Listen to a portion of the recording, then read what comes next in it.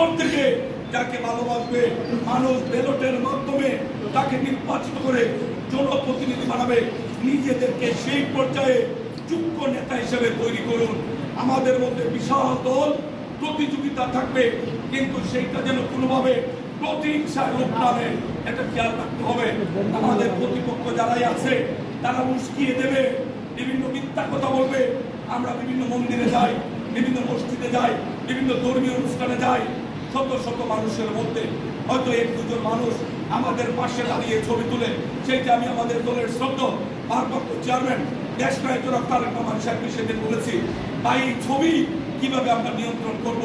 উনি কিছু বলেননি, কিন্তু উনি কথাটা শুনেছেন। আমি মনে করি আপনারা যারা আমাদের পাশে থাকেন, আপনাদেরকে খেয়াল রাখতে হবে এই দুষ্ট লোকগুলি যেন ঘুরে ফিরে আমাদের কাছে না আসে। আপনাদেরকে সেখানে দায়িত্ব পালন করতে হবে। বক্তব্যে বিশৃঙ্খল সৃষ্টি করা যাবে না। আগে দল সম্পর্কে জানতে হবে। আমরা হবিগঞ্জে জেলা বিএনপি কনভেনিং কমিটি 3 মাসের কমিটি, আমরা 5 বছর হচ্ছে আমরা সম্মেলন করতে পারছি না। এর জন্য উপযুক্ত কাউন্সিল হাসিনা আমাদেরকে দাঁড়াতে দেয়নি, সভা সমাবেশ করতে দেয়নি। ইতিমধ্যে আমরা প্রায় সব কয়টি ইউনিট আমরা শেষ করে নিয়ে এসেছি। অল্প দিনের মধ্যে জেলা সম্মেলন হবে ইনশাআল্লাহ। সেইটা আবার কাউন্সিলের মাধ্যমে, কুপন ব্যালটের মাধ্যমে সেই কমিটি হবে। তার আগে আমাদের সবকটা ইউনিট কমিটি আমরা প্রকাশ করব। অবশ্যই সেখানে যুক্ত ত্যাগী সাহসী মেধাবী মানুষ সেখানে নেতৃত্ব দেবেন। এতে কোনো ধরনের দুশ্চিন্তার কারণ নেই। কারণ তারেক রহমান সাহেবের প্রত্যেকটা জিনিস ওনার নলেজে আছে। তারেক রহমান সাহেব কতটা বিচক্ষণ, আপনি যদি কথা না বলেন আপনি বুঝতে পারবেন না।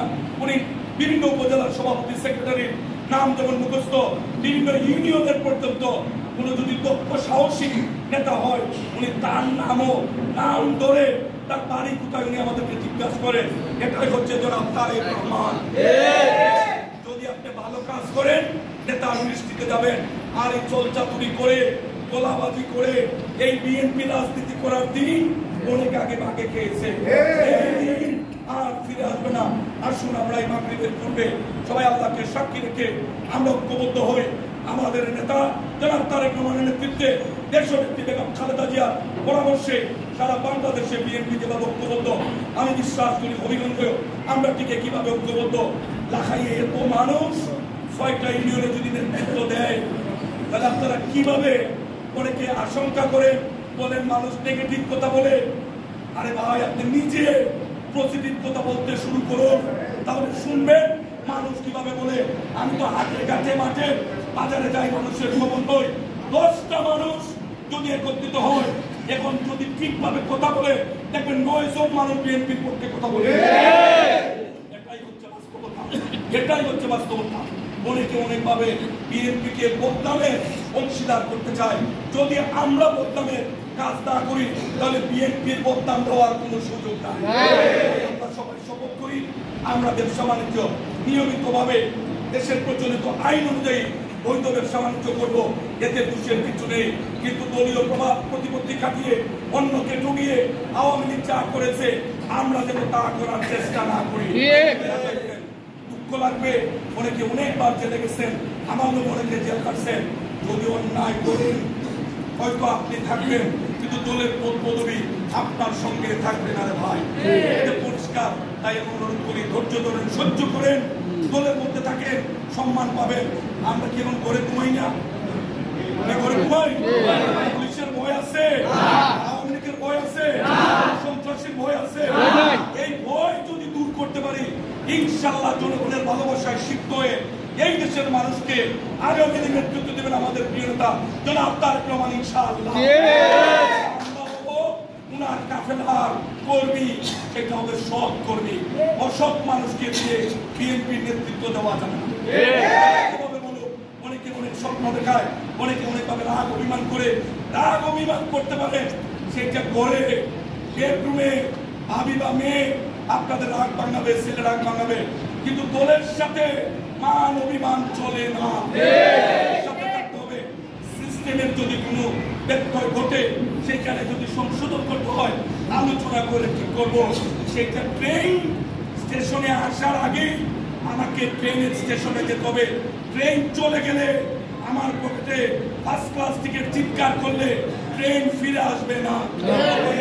স্থান কাল পাত্র ভেদে আমরা যেন ভুল না করি, এটা আমাদের সকলের জন্য খেয়াল রাখতে হবে। আমি অনুরোধ করি আপনাদের ভাই হিসাবে, যার যার অবস্থান থেকে নিজের যোগ্যতা দিয়ে আগামী দিনে আপনারাই বিএনপির নেতৃত্ব দেবেন, আমরা আপনাদেরকে সহায়তা করব। আর কথা না বাড়িয়ে আজকে যারা কষ্ট করে এই কর্মের কাজের পূর্ণ মৌসুমের মধ্যে আপনারা কষ্ট করে এসেছেন, সকলের কাছে দোয়া চাচ্ছি, কৃতজ্ঞতা প্রকাশ করছি। একটা অনুরোধ করব, আগামী 4 তারিখ অথবা 5 তারিখ দেশনেত্রী বেগম খালেদা জিয়া বাংলাদেশে প্রত্যাবর্তন করবেন। আমরা বলি, আমরা আমাদের নেত্রীকে মায়ের আসনে অধিষ্ঠিত করেছি। আমরা যেদিনই খালেদা জিয়া আসবেন আপনারা জানবেন, ওই দিন আমরা কি সবাই সংসদে ঢাকা থাকতে পারি না? সবাই রাজি? বলেন খালেদা জিয়া যেদিন আসবেন আমরা ওই দিন যত ব্যস্তই হই, আমরা আমাদের মতো করে ঢাকা থেকে প্রমাণ করব খালেদা জিয়া বাংলাদেশের সবচেয়ে জনপ্রিয় নেত্রী হচ্ছে। আমাদের প্রিয় নেতা তারেক রহমান সাহেব যেদিন আসবেন সেই দিনে কি অবস্থা হবে, খালেদা জিয়ার জন্য দোয়া করবেন। আগের চেয়ে অনেক অনেক সুস্থ হয়েছেন আলহামদুলিল্লাহ। আগামী মাসের প্রথম সপ্তাহে উনি শুধু প্লেনটা শিডিউলটা পেলেই ওনার সব রেডি। আগামী মাসের পয়লা সপ্তাহে উনি বাংলাদেশে আসবেন। আল্লাহ যেন ওনাকে সুস্থ করে নেক হায়াত দিয়ে আবার আমাদের মধ্যে ফিরিয়ে দেন, এই আশাবাদ ব্যক্ত করে সকলকে ধন্যবাদ, কৃতজ্ঞতা জানিয়ে আমি আমার বক্তব্য শেষ করছি। খুদা হাফেজ। আমাদের জিন্দাবাদ, শহীদ জামাল এর সঙ্গে এবং খালেদা জিয়া জিন্দাবাদ। আমাদের প্রিয় নেতা জনাব তারেক রহমান।